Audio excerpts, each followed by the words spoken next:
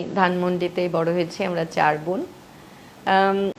যেটা হতো যে আব্বা খেতে আসতেন যখন আমরা সব একসাথেই খেতে বসতাম এবং আমি বড় হয়েছি যৌথ পরিবারে। আমাদের বেশ বড় একটা ফ্যামিলি। আমার আম্মা ফ্যামিলির বড় ভাবি। সো যেটা হয় অনেক চাচা ফুপু সবাইকে মিলে আমাদের একটা বড় সংসারের মধ্যে আমাদের বেড়ে ওঠা।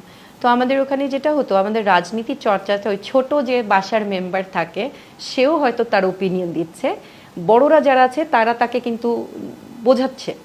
এখানে যেটা হয় যে আমাদের ভেতরে কথা বলার এবং না বলার একটা একটা প্র্যাকটিস ছোটবেলা থেকেই ছিল, যে কারণেই হয়তো প্রতিবাদ করাটা আমার স্বভাবজাত বা রাজনীতির সাথে ওতপ্রোতভাবে জড়িত তাকে বিভিন্ন সময় দেখেছি, দলের ভেতরে দলের বাইরে সবসময় তিনি কিন্তু কখনো অন্যায়ের সাথে আপোষ করেন নাই।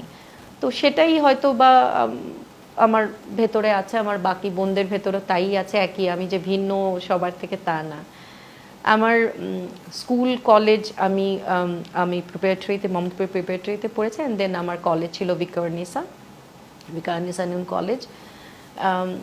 তারপর তো ঢাকা বিশ্ববিদ্যালয়ে আমি পড়েছি বিবিএ এমবিএ করে, পরে ইউনিভার্সিটি অফ বার্মিংহামে আমি কমনওয়েলথ স্কলারশিপ নিয়ে যত গভর্নেন্স মেকানিজম আছে, শেয়ার মার্কেটেরটা আছে, সব কিছু নিয়েই আমার গবেষণার কাজ, এইভাবেই আমার ব্যাপ্তিটা আছে।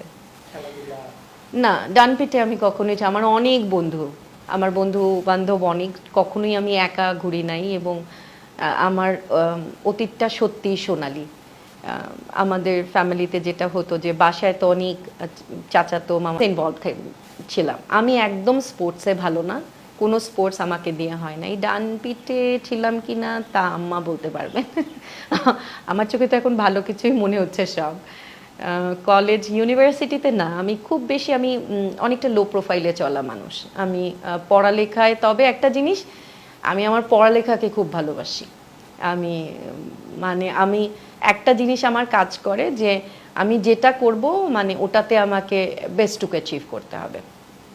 সো পড়ালেখা নিয়েই মোটামুটি আমার সময়টা কাটে, যে কারণে আমার যতটুকু সময় সাধারণত পিএইচডিতে মানুষের লাগে তার থেকে অনেক আরেকটা কেন সুযোগ দিচ্ছে না। অনেক অপেক্ষায় ছিলাম যে আমার মেয়ে বড় হয়ে গেলে আমি হয়তো আরও কয়েকটা ডিগ্রি নেওয়ার চেষ্টা করব।